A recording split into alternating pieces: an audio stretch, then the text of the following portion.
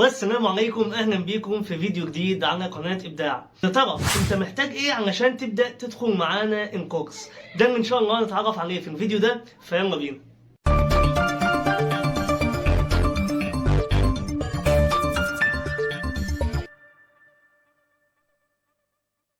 ورجعنا لكم مرة تانية. طبعا يا جماعة لما اجي ادخل كورس زي كورس الفرونت اند ديفلوبر، المفروض ان انا داخل اتعلم لغات معينة زي مثلا HTML CSS جافا سكريبت وغيرها.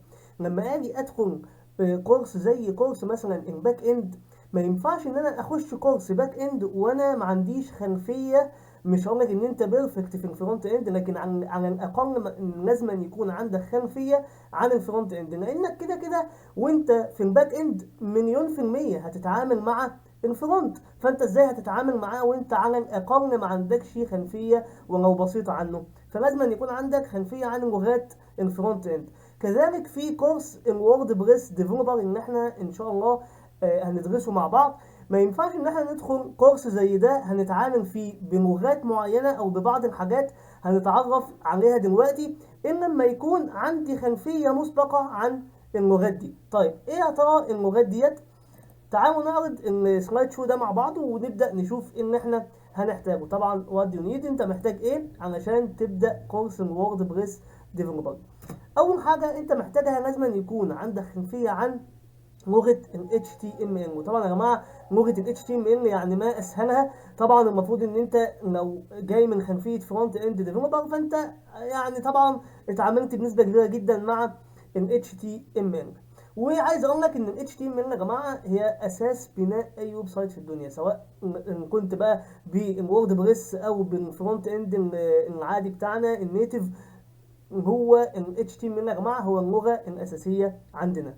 لغة ال HTML يا جماعة سهلة جدا لدرجة ان انت ممكن تذاكرها حرفيا في اسبوع. فانت مش محتاج مجهود كبير منك انك تذاكر لغة ال HTML، هي لغة سهلة جدا. فرقم واحد لازم أن يكون عندك خلفية عن لغة ال HTML. الحاجة التانية هي لغة ال CSS. لغة CSS يا جماعة زي ما احنا طبعا ما عارفين ان هي بتعمل لي التنسيقات اللي انا بكتب بيها الكود بال HTML بنسقها بال CSS. طبعا المفروض برضو يكون عندك خلفية عن ال CSS او الستايل شيت بيعمل ايه. اقدر الون مربع، اقدر اخلي الصورة شكلها دائرية، اقدر اغير الستايل بتاع الكود بتاعي او بتاع الشكل او المظهر بتاعي في الويب سايت. ان بعد كده يا شباب لازم يكون عندك خلفية. مش هنقول ان انت لازم تكون عبقري او بيرفكت في الجافا سكريبت او الجيكويري، لكن لازم يكون عندك الاساسيات. لازم تكون فاهم يعني ايه اري، يعني ايه لوب، يعني ايه فانكشن، يعني ايه اف كونديشن، بحيث لما احنا يا جماعه هنيجي هنباك اند في الوورد بريس اكتر حاجات احنا هنستخدمها الاف كونديشن واللوب، وهنبدا نتعامل مع الحاجات دي. فلازم يكون عندك اساسيات في الجافا سكريبت والجيكويري كمان، علشان خاطر لما تيجي انت بقى تعوز عندك ثيم جاهز مثلا انت بتعدل عليه، جت لك فكره وعاوز تعملها. الفكره دي مش اوبشن في الثيم، فانت محتاج ان انت تضيف كود. هتضيف كود ايه يا جماعه؟ هتضيف كود جافا سكريبت. طب انا يا باشمهندس ينفع اضيف كود جافا سكريبت جوه ثيم جاهز؟ اه طبعا، هنشوف كل ده برضه في الكورس.